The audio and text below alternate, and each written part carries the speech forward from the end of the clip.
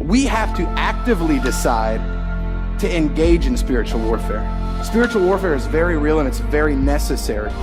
We're not, and I want you guys to listen to this. We are not called to be the victims. We are called to be the victors. I'm going to say that again. We're not called to be the victims. We're called to be the victors.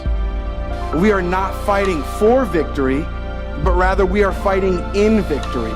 We're fighting from a place of victory because we know that Jesus already won the war, right? Oftentimes, I think a lot of us in the midst of a spiritual battle, we say, you know what? I'm going to win. Satan, you are going to be defeated. But the problem that we never stop to realize is Satan's already defeated. Satan is a liar and he's a manipulator. And that's the reason when we're in the midst of spiritual warfare, Satan decides to pop up and say, I'm going to beat you. I'm going to beat you. No, you're not. No, you're not. I'm going to win. No, I'm going to win. No, I'm going to win. Guess what? He's not even in the fight anymore. The fight's done. The battle is won. And although he comes and he tries to engage, we have to first realize that we're not fighting for a prize. The prize is already ours.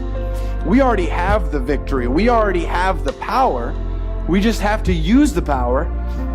2 Corinthians 10 verses 3 through 5 says this. It says, for though we live in the world, we do not wage war as the world does. The weapons we fight with are not weapons of the world. On the contrary, they have the divine powers to demolish strongholds. We demolish arguments and every pretension that sets itself up against the knowledge of God.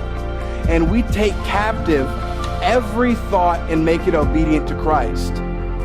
That doesn't sound like something that we're fighting for, does it?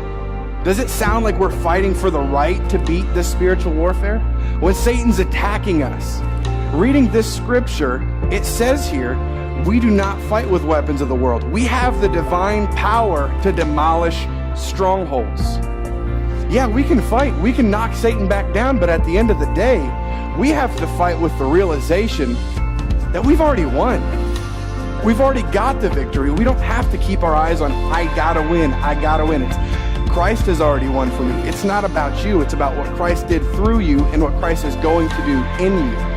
Spiritual warfare is very real, but it's less about what's going to happen and more about us realizing what has happened and what is happening.